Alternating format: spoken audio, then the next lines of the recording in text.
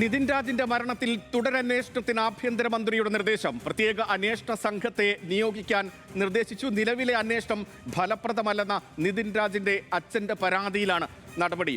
സനിസ ശോഭാചന്ദ്രൻ ചേരുകയാണ് വിശദാംശങ്ങളുമായി. സനിസ, ഈ കേസിൽ അന്വേഷണം തൃപ്തികരമല്ല എന്ന പരാതിയാണ് നിതിന്റെ കുടുംബം ഉന്നയിക്കുന്നത്. ആഭ്യന്തര മന്ത്രിയെ അവർ ഈ പരാതി അറിയിക്കുകയും ചെയ്തിട്ടുണ്ട്. തുടർ അന്വേഷണത്തിലേക്ക് കാര്യങ്ങൾ നീങ്ങുകയാണല്ലേ?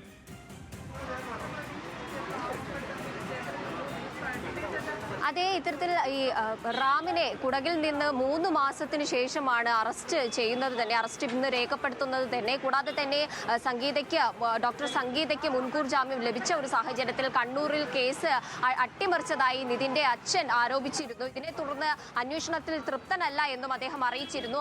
കൂടുതൽ പ്രതികളെ അറസ്റ്റ് ചെയ്യാനും നിയമ നടപടി സ്വീകരിക്കുന്നതിന്റെ ഭാഗമായിട്ടൊക്കെയാണ് ഇന്ന് ആഭ്യന്തരമന്ത്രിയെ കാണുന്നത് എന്ന് നേരത്തെ തന്നെ നിതിന്റെ അച്ഛൻ മാധ്യമങ്ങളോട് പ്രതികരിച്ച ഒരു സാഹചര്യത്തിലാണ് ഇപ്പോൾ ആഭ്യന്തരമന്ത്രിയുടെ കൂടിക്കാഴ്ചയ്ക്ക് ശേഷം ഇത്തരത്തിലൊരു വാർത്ത തന്നെ പുറത്തു വരുന്നത്. കൂടുതൽ അന്വേഷണത്തിന് ഒരു സംഘത്തെ നിയോഗിച്ചുകൊണ്ട്, പ്രത്യേക സംഘത്തെ നിയോഗിച്ചുകൊണ്ട് പുനരന്വേഷണത്തിന് ആഭ്യന്തരമന്ത്രി തന്നെ നിർദ്ദേശം നൽകിയിരിക്കുകയാണ്.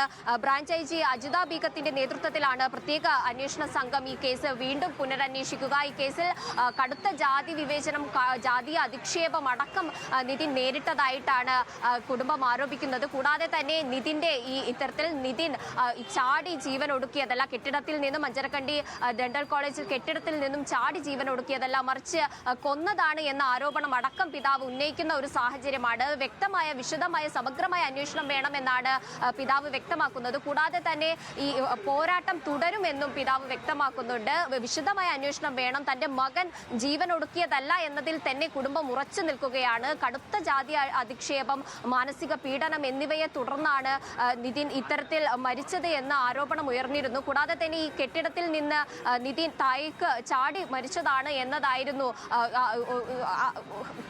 കോളേജ് അധികൃതരിൽ നിന്നും വന്ന വിവരം. എന്നാൽ ഈ കെട്ടിടത്തിന് താഴെയായിട്ട് നിതിന്റെ രക്തക്കറ അടക്കം കണ്ടില്ല എന്നതടക്കമുള്ള കാര്യങ്ങൾ കുടുംബം മുന്നോട്ട് വെച്ചിരുന്നു. ഈ ഒരു സാഹചര്യത്തിൽ കണ്ണൂരിൽ നിന്നും കേസിൽ അട്ടിമറി നടന്നു. 3 മാസത്തിന് ശേഷമാണ് മുൻകൂർ ജാമ്യം, ഈ ഡോക്ടർ റാമിന്റെ മുൻകൂർ ജാമ്യം സുപ്രീം കോടതി അടക്കം തള്ളിയ ഒരു സാഹചര്യത്തിലാണ് ഇപ്പോൾ കുടകിൽ നിന്നും 3 മാസത്തിന് ശേഷം അറസ്റ്റ് തന്നെ ഇന്ന് രേഖപ്പെടുത്തിയിരിക്കുന്നത്. ഈ ഒരു സാഹചര്യത്തിൽ ഈ അന്വേഷണത്തിൽ തൃപ്തരല്ല എന്ന് കുടുംബം നേരത്തെ തന്നെ വ്യക്തമാക്കിയിരുന്നു. ആഭ്യന്തരമന്ത്രിയെ കണ്ടു പുനരന്വേഷണത്തിന് ഇപ്പോൾ ഉത്തരവായിരിക്കുകയാണ്.